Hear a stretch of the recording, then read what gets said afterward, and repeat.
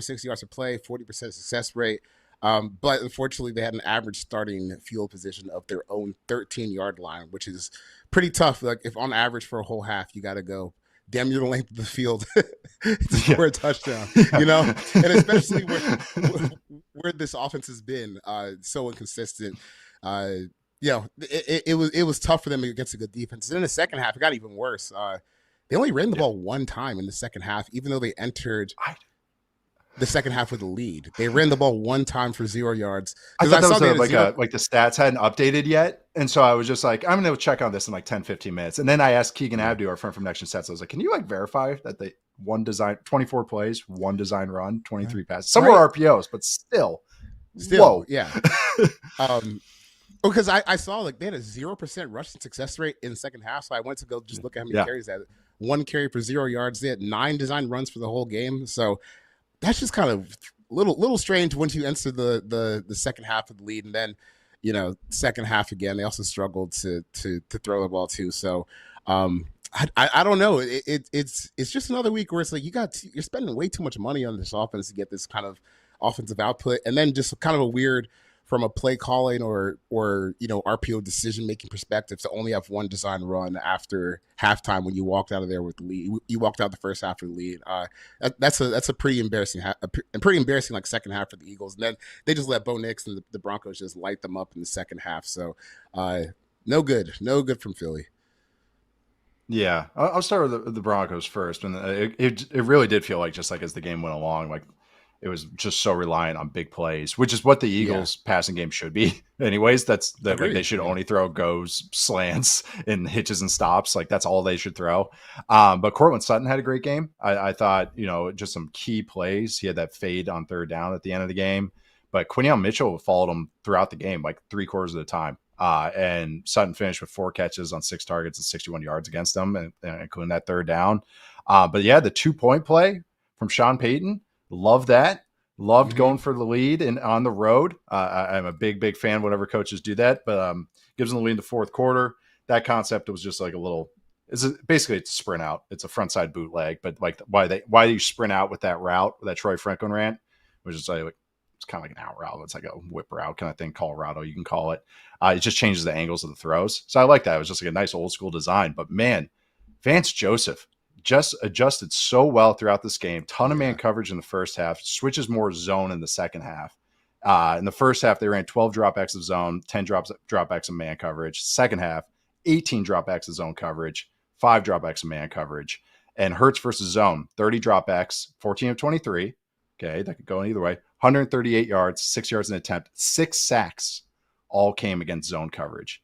Against man, he went 9 for 15, 142 yards, 2 touchdowns, 9.5 yards an attempt. That's why you don't play man against this team. And that's why you force them to beat you in zone, especially if they're not going to run the ball. Because they're doing so some of that the run stuff, and I'll have to like check, and it's so hard to find RPO numbers. Were runs with RPO tags, and the zone looks were giving them the throw reads. But sometimes this is what the Chiefs figured out a few years ago. This is what the Bills figured out a few years ago.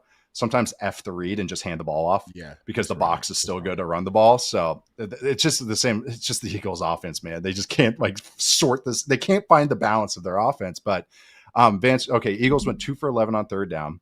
They didn't have any fourth down attempts this entire game, which is unique for them because that means they're getting in within 4th and 3, 4th and 2s, 4th and 1s. The Eagles, so I was looking it up. They averaged 9.1 yards to go on third down. They had some penalties, weren't really getting going on first and second down.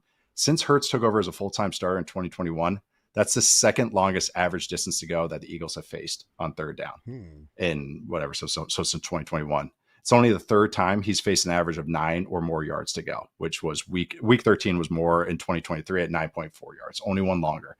So they were just, that's the goal against this offense, create a bunch of third and longs and make them drop back. And they did it. Penalties again do help. And then I'll just talk about one blitz he brought. It wasn't even a blitz, it was a creeper technically. A creeper is if you show a blitz, but you bring 4, but it's non-traditional rushers like DBs, and you drop 7. He had the one at the third down. It was when McMillan got the sack or part of the sack. Him and Hufanga came on each edge, and no matter what, the running back is screwed because those are technically both his guys unless you adjust the protection. So it was just like a perfect call at a perfect time. And that's the second half just really felt like that. Vance Joseph just had the advantage throughout the last 2 quarters of this game. Yeah, that was a really impressive showing by Denver's defense. Uh, and I it's like I don't want to keep making it about the Eagles, but I don't know. I just find it kind of interesting that you can They spend this are. much on offense, right? And Yeah. nothing really seems to be working, or they're just in the funk. But at least like when you're dealing with issues like they are, at least you're still 4-1 and sitting pretty Yeah. with the division. But it's not even all just on the offense because the defense, like they had one of those Jekyll and Hyde games too. In the first half, they held the Broncos to 3.2 yards per play. In the second half, they got carved up, and I think Bo Nix went something like 14 for 18, and kind of shredded them in the second half, and like even allowed him to get back in the game after it looked like he was really struggling in the first half. So they've just got to figure out to find some way of continuity because they were just playing with fire so much the last few weeks. They were kind of due for one of these games not to go in their favor. But that was a really fun performance by the Broncos defense. Like they really stepped up to the occasion, especially in the second half when Vance Joseph kind of figured out that hey, AJ Brown and these guys, they're kind of killing us on the outside with this man coverage. We should make them think a little bit. Yeah. Let's run some cover two. Let's mix this thing up behind us. Yeah. Before we wrap up this game, I thought the refs had a bad one. They might have had the worst showing of the entire game. Bogus OPI contact. The refs have been really trigger happy on calling OPI and pick plays, or perceived pick plays. So there was a bad one today. The intentional grounding on Bo Nix or the non-intentional ground, I can't even remember now. That was a weird kind of sequence as well. But then Nix followed up with probably his best throw of his career. I think it was 3rd and 15, and he pins it on Cortland Sutton's chest on a 3rd and 15. He actually throws it really early, and then you actually hear it hit Sutton's chest pad, which I thought was pretty cool. Then you got the Zach Bond fumble or flag at the end of the game. But and then the last kind of note on the Eagles, because I agree, they're just fascinating to talk about. Like, congrats to the Broncos, everything. Thought the defense did well, but this Eagles offense, like narrowing down those routes. Like I joke, but I'm dead serious. They should only run slants, hitches, and goes. Slants today, 5 of 6, 51 yards. Hitches, which are stop routes as well, 4 for 4, 37 yards. Go routes, 1 for 3, 52 yards, plus the big play to Devontae Smith that got called back for the illegal shift, which was another play where it's like this Eagles team just can't get out of its own way. Like where the times they try to do a motion, because they're not a team that does a ton of motion, there they are getting an illegal shift on it. It's like they are just one step behind, just one page behind on offense. Even when they do some cool tight end stuff, some outside zone stuff, RPOs, that kind of hindered them in the long run because then the kind of became so pass skewed. So just a wonky day for them. We kind of summarized this day nicely. Also, we had a beautiful Saquon Barkley touchdown against Alex Singleton. That was cool. And that was. And an AJ Brown Pat Surtain battle was pretty fun. Got to give that a shout out as well. Yeah, I think the Saquon Barkley play was the play that made Vance go, okay, nope. We gotta start fixing something. I think it was. That was man. Yeah, because it was man coverage. Yeah. And he was like, okay, enough of this. We got a 40 number covering Saquon Barkley. Done. Yeah. That's a great call. Because I wonder what the splits are after that play. I bet you it was barely any man coverage after that particular play. All right, moving on. Too high, number 2, which was, just a really fun game, and a really fun game means a lot of points. And that was the Bucs ascend to 4-1, beating the Seahawks in Seattle. It's been a rough weekend for Seattle sports. Hopefully the Mariners can turn around against Scooball tonight. We'll find out by the time people listen to this tomorrow morning. Bucs win 38-35 at Lumen Field. Really fun game. Shoot, not to, I'm getting to Baker and what he did today too, but Sam Darnold finished with a success rate of like 73% today and lost because he had the one pick at the end against a really good blitz that it caught the Seahawks there. But what'd you think about this game? What'd you think about the Bucs pulling this off? No matter what the injuries they have, they just keep finding a way. We can just next man up, and Baker's finding his moments too. Yeah, I was extremely impressed because I thought that this was going to be a game where they could potentially struggle on offense coming into it, just based on the matchup that they had, and the offensive line. It just kind of felt like with the injuries and trying to figure out like just a good cohesion for that group. I thought they were kind of in store for a tough day, but man, Baker was awesome. Like that might be the best game I've ever seen him play. Especially when you like the the touchdown to Ibuka on the back of the end zone where he just like drilled it over a Unreal. line. Unbelievable throw. So you know, if you're a Baker fan, like this is kind of what you gravitate to, right?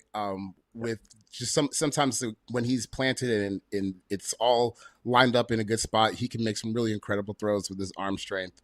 And today is one of those days where he was hot. And Emeka Egbuka just continues to be like completely unguardable. Today on his targets, he went 7 for 7, 163 yards, a touchdown, 18.8 air yards per target, 2.16 EPA per target. I mean, this guy's a rookie. And it makes me think about, I guess, kind of his usage at Ohio State, because I was like, I thought he was a good player, but I didn't see like him being this down the field like absolute monster that he's been for Tampa Bay so far. So that looks like an absolute home run, and like they're not even at full strength yet. So that's a really good showing for Tampa Bay. I think you should feel incredible after that game. And even Seattle on offense, Sam Darnold had a great day before that final pick, and that was one of their best days coming into this too. So really, really fun game, and a lot more points than I expected. A lot more.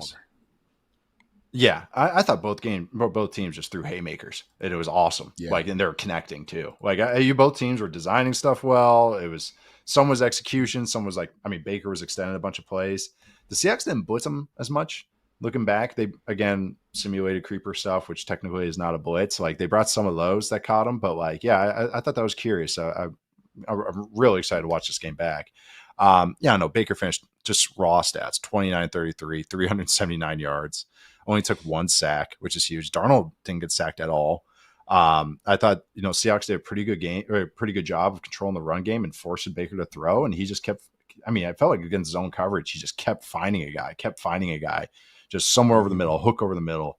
And then when he was, of course, launching it, Ibuka is just turning into this 3-level, both receivers, JSN, I'll include in this too. Guys I really like, both from Ohio State, and both are like 3-level monsters now that I liked both guys a lot. And I'm like, this is more than I ever expected of either of you. This is cool. But man, Bucs finished with a success rate 55.3%. Seahawks over 70%. The huge thing, Bucs had 10 explosive passes today, most they've had since week 15 of 2023. 10 of their 34 dropbacks were explosive passes. So it's hard to defend an offense that's just ripping those off. And I thought the Seahawks had cool stuff on their offense too. And their run game got going again, especially in the second half. That first drive of the second half was beautiful. Outside zone plays. I thought they were kind of gonna. I was like, I figured it was a Seahawks day at first when that tip ball happened to Cooper Kupp when they were backed up, and I was like, oh, okay, it's their day. They're gonna team of destiny. They're gonna win this. And credit to the Bucs for just fighting, pulling it off.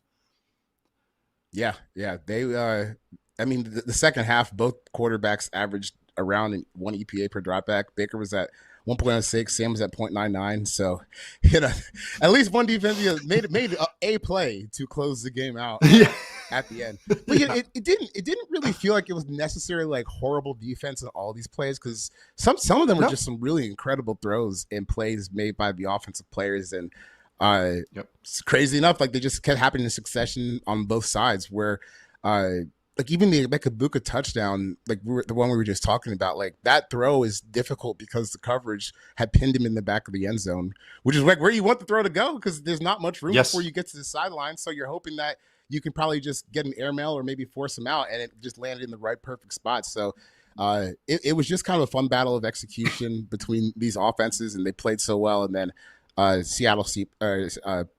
Bay's defense stepped up to make a play at the end. Old Levante David, who's we're giving a little bit of crap to on this show, came back. Elijah Arroyo gave him the business at one point. There he is, getting the pick at the end. There were a couple of like Kenneth Walker plays. Was like, ooh, buddy, I don't know how much longer you got, but then he sealed the day. I thought it was interesting. I mentioned the run play duo all the time. I know that. I know it's a bit, but the Seahawks, who are such a heavy zone team, were running duo today, which I was like, against Vita Vea, against that Bucs defense, really?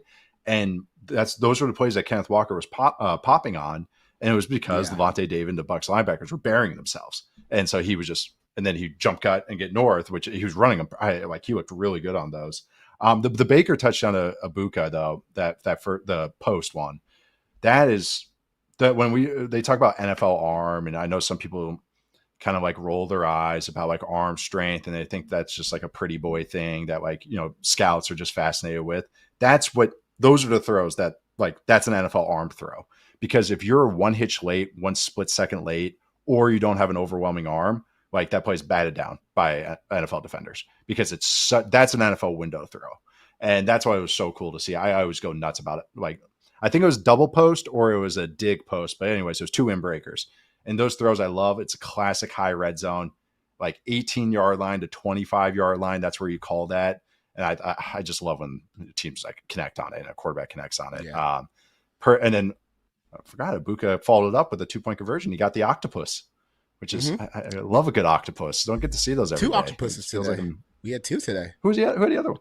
Jonathan Taylor had one as well in the Colts obliteration of the Raiders. Yeah. Oh, we'll get into that. Don't you worry. No, and then yes. Also, again, want to give a shout out to Darnold. I mentioned the success rate stuff. He was great against the blitz. He went 10 of 13, 135 yards, had a touchdown until the very end, and then he gets blitzed one too many times, gets heated up. Todd Bowles, great pressure. That's where condensed splits can really screw you, because they hid the slot pressure, and that was that. So, and then Rachaad White, his touchdown was really nice. Tristan Wirfs, Kate Otten, pin pull, they pulled. But I was talking about this with Matt, where Rachaad White's becomes, and you a little bit, where it's coming, like Rachaad White's gotten a lot more patient as a runner. And that touchdown was like the perfect, like, epitomization of that, because he like hesitated real quick, and then defenders buried themselves inside, and he just popped it in for the touchdown. Really, really nice. But great game. Not really knocking the Seahawks much, because I just thought the Bucs just threw the haymakers and connected every single one. Really fun game between 2 good teams. All right, getting on to high number 3, and this was a last-second addition from the Football 301 crew. This could be a low, this could be a high, this could be just unbelievable, because no matter what, I have to talk about the Cardinals somehow. And this way, we did in a high version. Cam Ward gets his first win in dramatic fashion. Probably the ugliest ending of a game I have seen in a long time, especially considering one of the teams I actually think is decent. But the Titans win 22-21. Man, get rewarded after they fail. After Brian Callahan does not go for 2, went down 2 scores, misses the extra point, down 9, and still gets rewarded with the win, because the Cardinals cannot put this one away. Emma Cardo drops the ball right before the end zone for a touchback, and that started the comeback as the Titans score 16 unanswered. He also dropped the ball against the 49ers a couple weeks ago on should have been a walk-in touchdown. Man, Cam Ward, though, great throw to Calvin Ridley at the end. That was pretty awesome. Yeah. Ridley finished with 131 receiving yards. What'd you think about this game, Chuck? Because not going to lie, this one was in the bottom corner of my multi-view, and I was only glancing at it here and there. I mean, the first 3 quarters of this game, I was actively trying to avoid this game, because the Titans, they were getting their ass kicked. PS5 noise. No, I wish I was being a good boy today. We'll see what happens with the Sunday Night Football. We might get a little PS5 ping. But the first 3 quarters, the Titans, they had 41 plays for 115 yards, 2.8 yards per play. And it felt like it.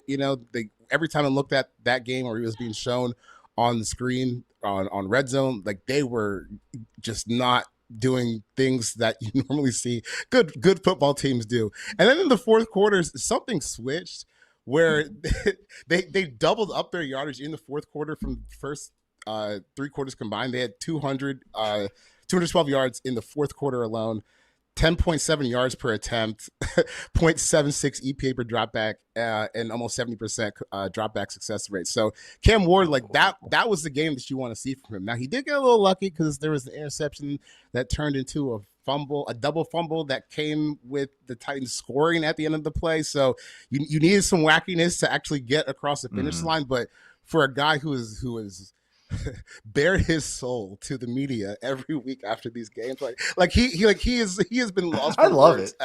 I love it too, because it's honest. And I mean, what do you want him to say? Like, we're working on this. Like, no, you guys look terrible. Yeah. And he won, and he has been very honest about that. For him to actually get across the finish line and make those big throws and some of those big plays in the fourth quarter and on the final drive, I mean, that's what you want to see from him. And finally, because we've been saying, if you watch these games, like, he really doesn't look all that bad, like, comparatively. to maybe what you see from normal rookie quarterbacks. So to see some of that stuff actually connect and get into the end zone and win that game, that was really cool to see. Yeah, I know. And I honestly, I mean, the game management stuff's been like the real negative there, but like even the Titans actually have like some well-designed plays where I'm just like, they do. It's not the worst thing I've ever seen, but their execution sometimes is really shoddy. And so it was actually interesting to see it like actually working for parts of it. I mean,